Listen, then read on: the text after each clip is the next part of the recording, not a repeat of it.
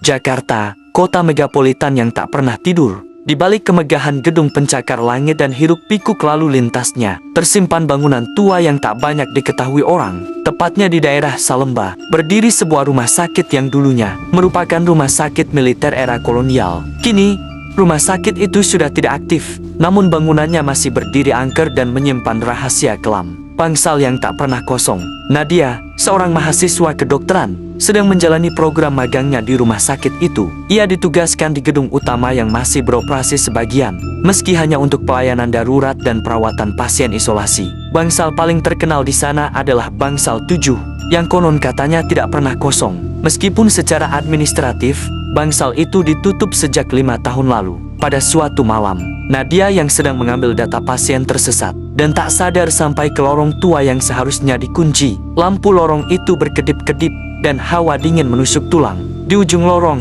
terlihat pintu bangsal dengan angka 7 yang catnya sudah mengelupas. Anehnya, terdengar suara ranjang berdecit dan seseorang batuk dari dalam bangsal. Nadia, dengan rasa penasaran, membuka pintunya perlahan. Ruangan itu gelap, hanya cahaya bulan dari jendela besar yang menerangi ranjang-ranjang kosong. Kecuali satu, di ujung ruangan, seorang wanita tua terbaring, matanya terbuka menatap langit-langit, dan senyum tipis menghias bibirnya. Ketika Nadia mencoba mendekat, wanita itu tiba-tiba menoleh.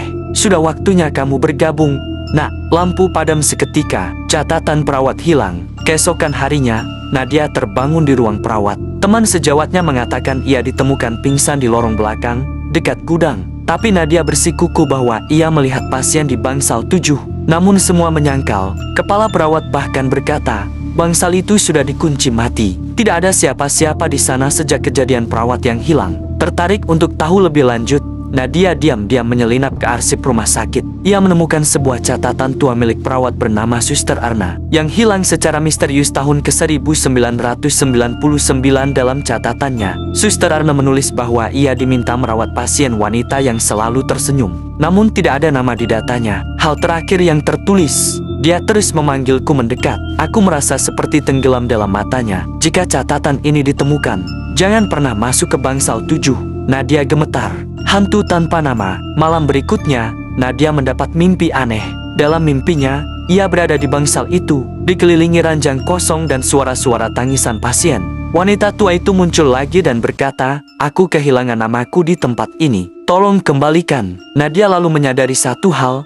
Pasien itu bukan sekadar arwah penasaran. Ia adalah korban malpraktik yang disembunyikan bertahun-tahun lalu. Namanya dihapus dari catatan medis rumah sakit, dan rohnya terjebak di bangsal 7. Dengan bantuan penjaga tua rumah sakit yang pernah bekerja sejak zaman Orde Baru, Nadia menemukan berkas rahasia yang disembunyikan di bawah ubin kamar direktur lama. Di sana ada nama pasien itu, Lastri Kartodimejo, seorang istri jenderal yang tewas karena overdosis morfin yang salah diberikan, lalu ditutup-tutupi demi nama baik rumah sakit militer. Pemanggilan terakhir, Nadia membawa nama itu dan kembali ke bangsal 7. Kali ini dengan keyakinan penuh, ia membacakan nama Lastri dengan lantang, menyalakan lilin, dan menaburkan bunga melati seperti yang disarankan oleh penjaga tua. Hawa dingin menyelimuti ruangan. Sosok Lastri muncul. Kali ini tidak lagi tampak menyeramkan. Ia menatap Nadia dengan mata teduh, lalu berbisik, "Terima kasih. Akhirnya aku bisa pulang." Angin berhembus, dan lilin padam. Sejak malam itu, bangsal 7 benar-benar kosong. Tidak ada lagi suara ranjang berdecit, atau pasien tak bernama. Tapi rumah sakit itu masih berdiri, dan siapa tahu, arwah lain yang belum disebut namanya, mungkin masih menunggu giliran untuk dibebaskan. Beberapa bulan telah berlalu sejak Nadia membebaskan arwah Lastri dari bangsal 7.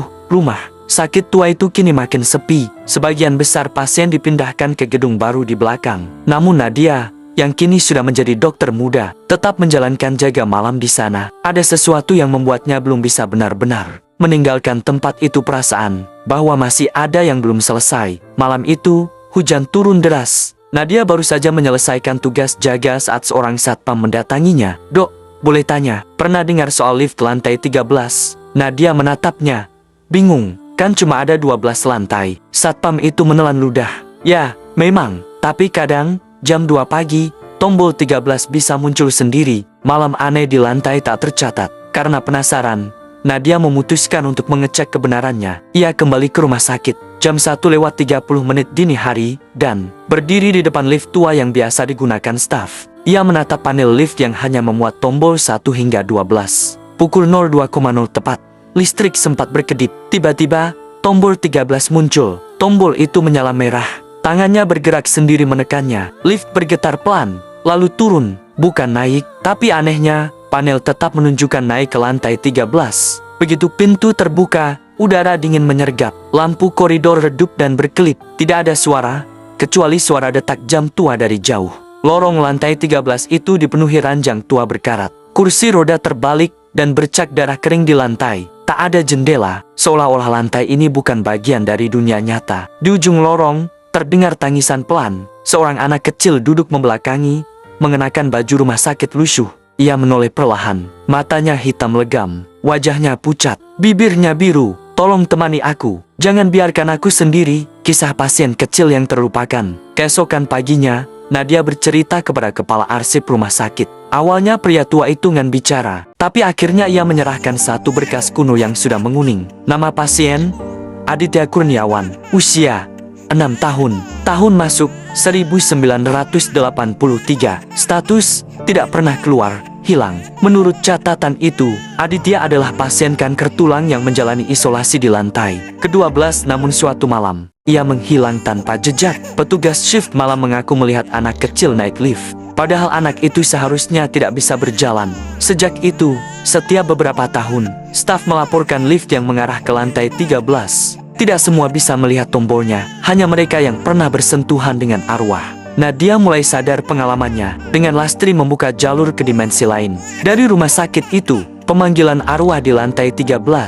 Malam berikutnya, Nadia kembali membawa boneka beruang yang ia beli. Mirip dengan yang ada di foto Aditya. Ia menunggu sampai pukul 2, dan tombol 13 kembali menyala. Ia naik, lorong itu masih sama, sunyi dan dingin. Tapi kini Aditya muncul dari balik ranjang, menggenggam boneka yang diberikan Nadia. Ibuku tak pernah datang. Aku tunggu dari dulu. Air mata Nadia menetes. Ia tahu, bocah ini ditinggalkan. Secara tidak langsung, rumah sakit ini membiarkannya mati sendirian. Dengan suara lirih, Nadia membacakan doa dan menyalakan lilin kecil. Aditya tersenyum. Wajahnya perlahan menghilang dalam cahaya redup. Suara detak jam berhenti. Lorong mulai memudar. Pintu lift terbuka sendiri. Nadia turun. Catatan dari lorong terlarang.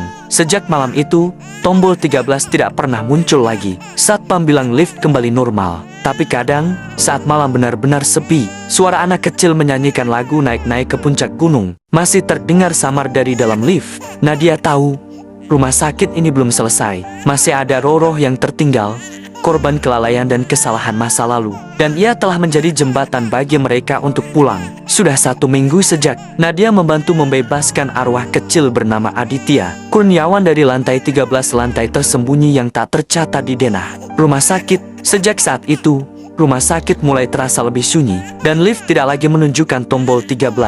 Tapi kedamaian itu hanya sesaat. Hari itu, seorang wanita tua datang ke ruang informasi rumah sakit. Langkahnya tertatih. Di tangannya, ada map tua yang sudah kusam.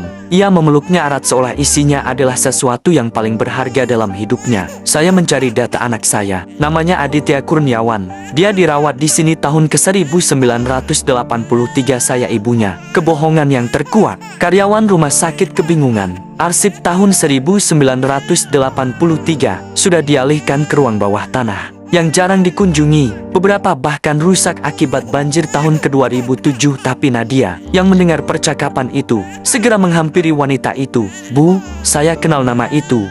Katanya hati-hati. Aditya, sudah tenang sekarang. Sang ibu, Ibu Ningsih, menatap Nadia lekat-lekat. Tenang, dia hilang.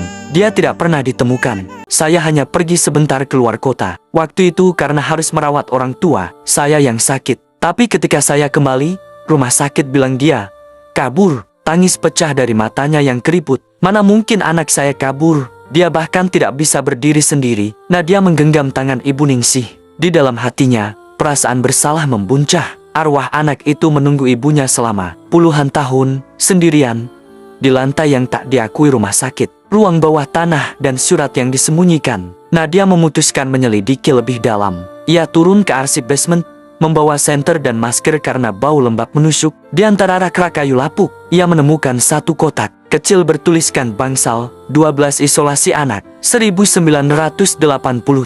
Di dalamnya ada beberapa dokumen medis. Salah satunya adalah surat pengalihan tanggung jawab pasien ditandatangani oleh seorang dokter kepala dan disegel dengan stempel rumah sakit. Tapi ada kejanggalan. Tanda tangan Ibu Ningsih dipalsukan. Surat itu menyatakan bahwa Aditya ditinggalkan tanpa wali dan akan diisolasi permanen karena tidak menunjukkan respons pengobatan. Tapi faktanya, surat itu ditandatangani 2 hari sebelum Ibu Ningsih kembali ke Jakarta. Nadia sadar, ini bukan sekadar kelalaian, tapi penghilangan paksa oleh pihak rumah sakit. Pertemuan arwah dan ibu. Malam itu, Nadia membawa Ibu Ningsih ke lift tua. Awalnya, tombol 13 tidak muncul. Tapi saat Ibu Ningsih memegang boneka beruang milik Aditya yang dulu ditinggalkan, di lantai 13, lampu panel berkedip. Tombol 13 menyala. Dengan keberanian yang tak biasa, mereka naik bersama. Pintu lift terbuka perlahan. Lorong kosong, sunyi, tapi dari kejauhan terdengar suara nyanyian anak kecil. Naik-naik ke puncak gunung, Aditya muncul dari balik ranjang.